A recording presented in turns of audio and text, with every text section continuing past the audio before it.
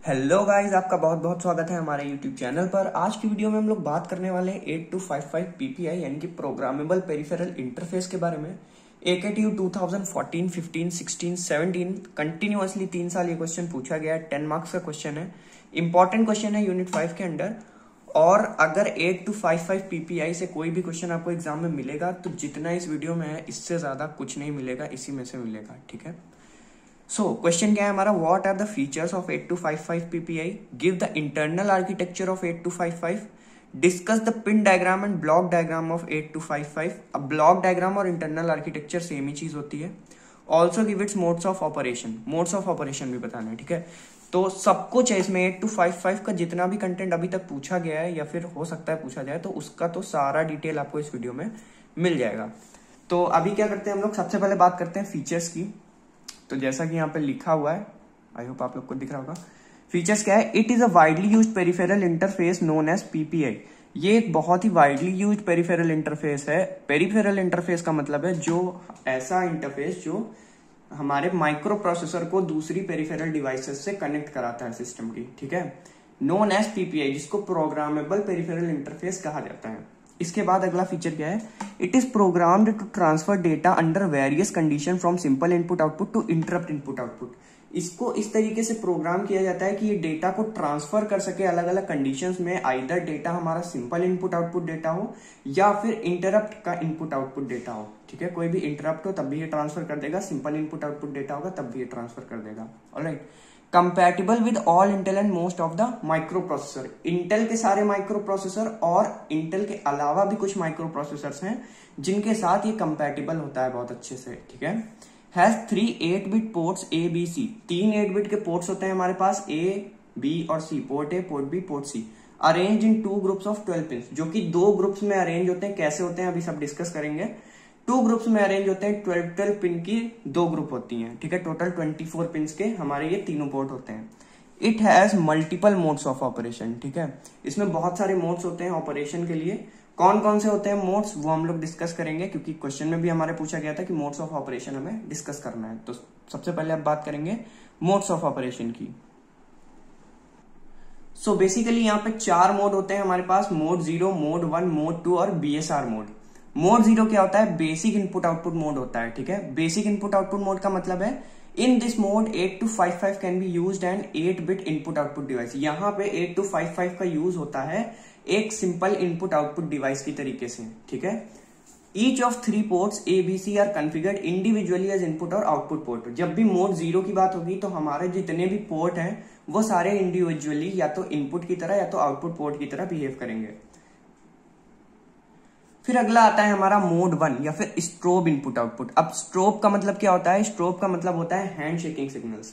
Hand shaking signals का use क्या होता है, हैंड शेकिंग सिग्नल हमारा सिंक्रोनाइजेशन परफॉर्म करने में हेल्प करता है। जो कि हमारा इनपुट आउटपुट डिवाइसेस से सिग्नल्स आ रहे हैं उनमें सिंक्रोनाइजेशन परफॉर्म करने में हेल्प करता है हमारा हैंड शेकिंग सिग्नल्स। तो स्ट्रोब इनपुट आउटपुट क्या होता है मोड 1 में, input output data transfer is affected by strobe. यहाँ पे हमारा जो इनपुट आउटपुट में डेटा ट्रांसफर हो रहा होता है वो स्ट्रोब के थ्रू इफेक्ट होता है, यानी कि हैंड शेकिंग सिग्नल्स के थ्रू इफेक्ट होता है। या फिर आप ऐसे भी लिख सकते हो, सिंक्रोनाइजेशन या फिर mode 1 create synchronisation in input output data transfer. Alright, includes additional control signal to enable latching of input output data. Mode 1 क्या करता है, ये इंक्लूड करता है कुछ एडिशनल कंट्रोल सिग्नल्स को जो कि latching of input output data provide करते हैं। यानी कि लैचिंग का मतलब होता है फास्ट कर देते हैं डेटा के ट्रांसफर की स्पीड को। मोड 2 की बात करें, मोड 2 की बात करें तो strobe bidirectional bus input output. ठीक है, मोड 2 क्या होता है, strobe bidirectional bus input output.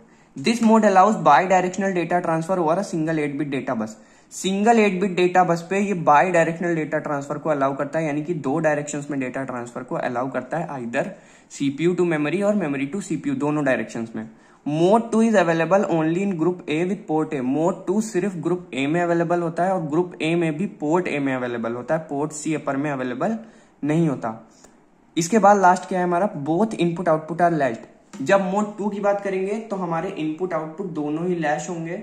ठीक है, उसी तरीके से मोड 1 में जिस तरीके से हमने देखा था कि इनपुट आउटपुट डेटा हमारा लैच हो रहा था कंट्रोल सिग्नल्स की हेल्प से, एडिशनल कंट्रोल सिग्नल्स की हेल्प से, वहीं मोड 2 में दोनों इनपुट आउटपुट लैच होते हैं strobe bidirectional bus input output की हेल्प से।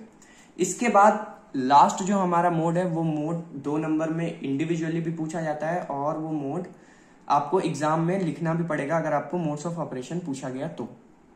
सो अगर हम लोग बात करें तो वो है बीएसआर मोड। ठीक है, बीएसआर मोड क्या करता है बेसिकली, अगर मैं इसकी बात ना करूं तो ये क्या करता है, पोर्ट सी को सेट या फिर रीसेट करने के लिए यूज होता है। ठीक है, मेन इसका यूज इसीलिए ये पोर्ट सी को सेट या फिर रीसेट करता है। Any of the 8 bits of port C can be set और reset by sending out and out instruction to the control register. Control register में आउट इंस्ट्रक्शन पास करके, ठीक है, आउट इंस्ट्रक्शन को सेट करके सेंड करके पोर्ट सी की किसी भी बिट को ये सेट या फिर रीसेट कर सकता है हमारा बीएसआर मोड। इंपॉर्टेंट चीज है, इसको याद रखना है। इसके बाद बात करेंगे पिन डायग्राम के बारे में। आई थिंक पिन डायग्राम के बारे में बात करने से पहले हम लोग बात करते हैं ब्लॉक डायग्राम के बारे में, तो वो अगर आप लोग को समझ आ जाएगा तो पिन डायग्राम समझना ज्यादा इजी होगा आपके लिए। ठीक है, तो पहले बात करते हैं ब्लॉक डायग्राम की। ये बेसिकली हमारा ब्लॉक डायग्राम होता है 8255 का। देखने में खतरनाक लग रहा है लेकिन बहुत इजी है, आप एक बार इसको बना लोगे आपको समझ आ जाएगा कौन सी चीज कहाँ पे फिट करनी है। ठीक है, और मेरी मानो तो एक बार बना लेना, क्योंकि ये क्वेश्चन एग्जाम में पूछा जा सकता है कि ब्लॉक डायग्राम ऑफ 8255 पीपीआई या फिर इंटरनल आर्किटेक्चर ऑफ 8255 पीपीआई या फिर पाइपलाइनिंग आर्किटेक्चर ऑफ 8255 पीपीआई, तीनों में से कोई क्वेश्चन है यही डायग्राम बनाना है। ठीक है, याद रखना है क्या होता है इसमें। एक डेटा बस कंट्रोल बफर होता है, एक रीड राइट कंट्रोल लॉजिक होता है, 2 ग्रुप्स होते हैं, ग्रुप ए और ग्रुप बी, जिनके कंट्रोल होते हैं। ठीक है, और 8 बिट इंटरनल डेटा बस होती है इसमें। Alright, group A port A, group A port C upper, group B port C lower. ठीक है, group C port C 2 parts में डिवाइड होता है, एक पार्ट ग्रुप ए में होता है और एक पार्ट ग्रुप बी में होता है। ग्रुप ए में पोर्ट सी का अपर पार्ट होता है यानी कि PC7 से PC4, और ग्रुप बी में पोर्ट सी का लोअर पार्ट होता है यानी PC3 से PC0। अब ये क्या है, पीसी क्या है, ये सब कुछ अभी जब हम लोग पिन डायग्राम डिस्कस करेंगे तब आपको बता दूंगा। ठीक है, ग्रुप बी पोर्ट बी। ठीक है, 4 ब्लॉक होते हैं यहाँ पे, ग्रुप ए के 2 ब्लॉक, ग्रुप बी के 2 ब्लॉक, एक ब्लॉक में पोर्ट बी, एक ब्लॉक में पोर्ट सी लोअर, एक ब्लॉक में पोर्ट सी अपर और एक ब्लॉक में port A.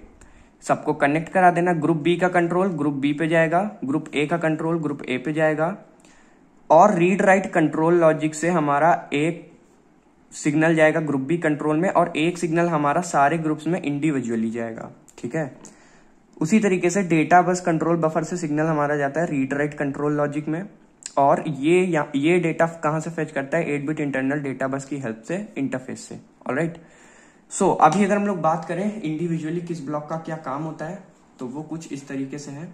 Data bus control buffer, सबसे पहले हमारा डेटा बस कंट्रोल बफर आता है, use to interface 8255 to system data bus. देखो ये क्या करता है, 8255 को इंटरफेस कराता है सिस्टम डेटा बस से। डेटा बस से इंटरफेस कराएगा तभी हम लोग डेटा को फेच कर पाएंगे। आउटपुट और input data are passed through the buffer. यही हमारा बफर है जहां से सारे आउटपुट और इनपुट डेटा पास होते हैं। ठीक है, अगर किसी ग्रुप में जाना है, किसी पोर्ट पे जाना है तो वो यहीं से पास होंगे। इसके बाद आता है हमारा read write control logic. Read write control logic में क्या होता है, accept control bus signal, address bus input and issues command to group. मतलब कि ये कंट्रोल बस के सिग्नल को रिसीव करता है, एड्रेस बस के इनपुट को रिसीव करता है। देखो यहाँ डायग्राम में आपको दिख रहा है A1 और A0, ये हमारी एड्रेस बसेस हैं। ठीक है, A1 हमारा एक एड्रेस कैरी करेगा, A0 हमारा दूसरा एड्रेस कैरी करेगा। यहां से वो एड्रेस के इनपुट को रिसीव करता है and issues commands to group, और ये जो है ग्रुप्स को कमांड करता है। यहां से देखो ये जा रहा है, ग्रुप बी को कमांड करेगा और यही चीज ग्रुप ए को भी कमांड करेगा। ठीक है, ग्रुप्स को कमांड करने का काम करता है, इंडिविजुअली भी हर ग्रुप को कमांड कर सकता है। और इसके बाद अगला हमारा आता है group A and group B controls, receive signal from control logic blocks and issues appropriate command to the port associated with it. देखो ग्रुप ए और ग्रुप बी कंट्रोल क्या करते हैं, ये जो है वो कंट्रोल लॉजिक ब्लॉक से अप्रोप्रिएट कमांड लेते हैं, जिस कमांड की उनको जरूरत है या जो कमांड वो प्रोवाइड कर रहा है उस कमांड को वो रिसीव करेंगे, और रिसीव करके उन्हें जिस पोर्ट पे इश्यू कराना है उस पोर्ट पे उन्हें इश्यू करा देंगे। ठीक है, ग्रुप ए और ग्रुप बी कंट्रोल ये करते हैं, यानी कि वो बेसिकली पोर्ट्स को कंट्रोल करने का काम करते हैं। वहां पे जो भी हमारा कमांड परफॉर्म होनी है उसका सारा कह सकते हो आप लेखा जोखा इन्हीं के पास होता है और उसकी सारी कमांड इन्हीं के पास होती है। इसके बाद अगले आते हैं हमारे पोर्ट्स, जो पोर्ट्स हमारे होते हैं। ठीक है, port A, port B, port C, 3 port होते हैं हमें पता है। पहला port A 8 bit latched and buffer output, 8 bit input latched. देखो लैच्ड और बफर आउटपुट प्रोवाइड करता है पोर्ट ए, और इनपुट लैच प्रोवाइड करता है, यानी कि आउटपुट बफर भी प्रोवाइड करेगा लेकिन इनपुट में बफर प्रोवाइड नहीं करेगा। ऑलराइट, पोर्ट बी क्या करेगा, 8 bit input output latch buffer and 8 bit data input buffer. Port B पे डेटा इनपुट बफर तो मिलेगा, ठीक है, लेकिन इनपुट लैच नहीं मिलेगा। वहीं पोर्ट ए पे इनपुट लैच था, इनपुट बफर नहीं था। ये चीज आपको याद रखना है, इन दोनों में ये डिफरेंस है। Port A 8 bit latched and buffer output, ठीक है, आउटपुट लैच्ड और बफर दोनों है। 8 बिट इनपुट लैच्ड, लेकिन इनपुट सिर्फ लैच्ड है। पोर्ट बी में क्या है, 8 bit input output latch buffer. Input जो है वो लैच और बफर दोनों है, लेकिन इनपुट सिर्फ बफर में, आई एम सॉरी ये आउटपुट होगा, यहाँ इनपुट लिख रखा है मैंने। ओके, तो यहाँ पे आउटपुट हमारा लैच और बफर हो सकता है, लेकिन 8 बिट डेटा हमारा इनपुट बफर होता है, ठीक है। पोर्ट सी क्या करता है, 1 8 बिट अनलैच्ड इनपुट बफर। एक 8 बिट का पोर्ट सी जो होता है वो उसका 8 बिट क्या होता है, अनलैच्ड इनपुट बफर होता है। 8 बिट आउटपुट लैच्ड बफर होता है, ठीक है। दो हमारे पोर्ट सी हमारा दो पार्ट्स में डिवाइडेड है, एक जो ग्रुप ए में है, एक जो ग्रुप बी में है। एक क्या करता है, अनलैच्ड इनपुट बफर प्रोवाइड करता है, और एक क्या करता है, लैच्ड बफर प्रोवाइड करता है आउटपुट पे, ठीक है। Splitted into 2 parts, each can be used for control signal input output for port A and port B. 2 part में डिवाइड होता है, जिसमें से हर एक पार्ट को इनपुट आउटपुट कंट्रोल सिग्नल के लिए यूज करते हैं पोर्ट ए या फिर पोर्ट बी में। सो इसके बाद हम लोग बात करेंगे अब पिन डायग्राम के बारे में, ताकि आपको पिन डायग्राम इजीली समझ आ जाए। सो ये हमारा पिन डायग्राम है 8255 पीपीआई का। यहाँ पे भी टोटल हमारे पास 40 पिन की आईसी होती है। सबसे पहले आता है हमारा PA3, PA2, PA1। ये हमारा ग्रुप ए के 3 है, सॉरी 1 2 3 4। ग्रुप ए की 4 पिन्स इधर है और ग्रुप ए की 4 पिन्स इधर है, ठीक है। इसके बाद read write CS reset ground D0 D1 D2 D4 ये हमारी जो है वो डेटा बसेस हैं। ऑलराइट, ये हमारी डेटा बसेस हैं, ये चीज याद रखना है आपको। सो जैसा कि मैंने बताया D0 से D7 हमारी डेटा पिन्स होती हैं। इसके बाद ये ग्राउंड हो गया, A1 A0 एड्रेस बस की पिन होंगी, PC7 से लेके PC0 तक, ठीक है। ये हमारी पोर्ट सी की लोअर की पिन है, सॉरी पोर्ट सी अपर पिन है, ठीक है। PC7 6 5 4 ये हमारी जो है 4 पिन, ये पोर्ट सी अपर है, और ये 4 पिन पोर्ट सी लोअर है। फिर यहाँ पे 3 पिन इधर और 5 पिन इधर, ये हमारी पोर्ट बी की पिन्स होती हैं। VCC हमारा वोल्टेज सप्लाई के लिए होता है। अब हम बात करें कि पिन्स का पिन डिस्क्रिप्शन क्या होता है इसमें। ये तो आपको दिखाई नहीं, ठीक है। ये देखो, ये जो है हमारी PC0 से PC3 तक, ये हमारी पोर्ट सी की लोअर पिन्स हैं, और फिर PB0 PB1 PB2 PB3 4 5 6 7 ये हमारी पोर्ट बी की पिन्स हैं। फिर हमारा VCC आता है, VCC यानी कि हमारा वोल्टेज। उसके बाद अब मैं बात करूंगा पिन डिस्क्रिप्शन के बारे में। अभी तो आपको मैंने बेसिक दिखा दिया, डायग्राम देख लो, समझ आया तो ठीक, नहीं समझ आया तो भी ठीक। अभी जब हम लोग डिस्क्रिप्शन की बात करेंगे तब आपको समझ आ जाएगा कि किस तरीके से कौन सी पिन वर्क करती है। तो सबसे पहले अगर बात करें PA7 से PA0, ये हमारी पोर्ट ए लाइंस होती हैं, एक्ट एज लैच्ड आउटपुट और बफर इनपुट लाइंस। ये लैच्ड आउटपुट या फिर बफर इनपुट लाइंस की तरह वर्क करती हैं। Depend upon the control word loaded into the CWR, control word register में जो भी हमारा कंट्रोल वर्ड लोडेड होता है, ये वर्ड नहीं है, वर्ड है एक्चुअली।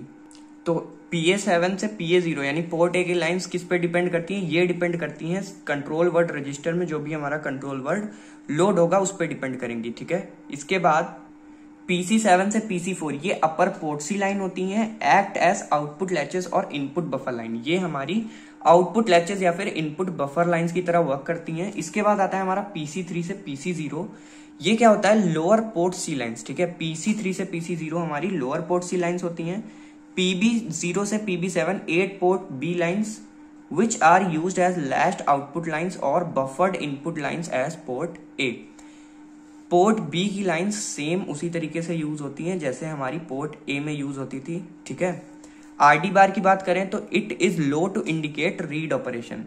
जब RD बार लो होगा, लो का मतलब जब RD बार की वैल्यू हमारी रीड की हमारी वैल्यू जब 0 होगी तब वो रीड ऑपरेशन परफॉर्म करेगा, यानी कि सेट होती है तब रीड ऑपरेशन परफॉर्म करता है, और राइट जब हमारा सेट होता है तो वो राइट ऑपरेशन परफॉर्म करता है, ठीक है। CS की बात करी जाए अगर CS बार, तो ये हमारी चिप सेलेक्ट लाइन होती है, ठीक है। चिप सेलेक्ट लाइन क्या करती है, अगर चिप सेलेक्ट लाइन हमारी लो है तो वो रीड राइट सिग्नल्स को इनेबल कर देगी। अगर चिप सेलेक्ट लाइन हमारी हाई है यानी कि 1 है, या फिर कह सकते हो आप अगर सेट है हमारी वैल्यू, तो वो हम लोग का RD बार और WR बार को डिसेबल कर देगी, यानी रीड राइट सिग्नल्स को डिसेबल कर देगी। इसके बाद बात करें A1 और A0, जैसा कि मैंने आपको बताया ये एड्रेस इनपुट लाइंस होती हैं हमारी। D0 से D7 डेटा बस लाइंस होती हैं जो कि डेटा कैरी करती हैं माइक्रो प्रोसेसर से। फिर लास्ट आता है हमारा reset. A logic high on this line clears the control word register. जब भी हम रीसेट पे हाई इनपुट देंगे या फिर रीसेट पे जब भी हमें हाई इनपुट मिलेगा या हाई आउटपुट मिलेगा, तो इसका मतलब है कंट्रोल वर्ड रजिस्टर के डेटा को ये क्लियर कर देगा, यानी कि रीसेट कर देगा, ठीक है। तो this was all for today's video. 8255 PPI में जितना कुछ एग्जाम में पूछा जा सकता है वो सब कुछ मैंने इस वीडियो में डिस्कस कर लिया है।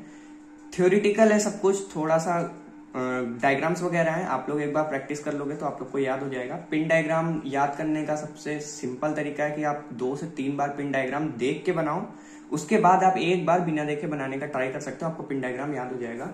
क्योंकि यार ये रटने वाली चीजें ये ऐसे समझ में आएंगी तो एग्जाम में भूल जाओगे पढ़ के, ठीक है। तो ऐसा मत करना, सब मिक्सअप मत करना, और 1 बार से 2 बार आप बना के जरूर देख लेना डायग्राम्स को। And thank you very much for watching the video. और प्लेलिस्ट अगर आपने विजिट नहीं की है तो डिस्क्रिप्शन बॉक्स में लिंक मिल जाएगा, आप विजिट कर सकते हो। चैनल पे नए हो तो सब्सक्राइब कर देना, वीडियो को लाइक कर देना। All the very best for the exams. Thank you.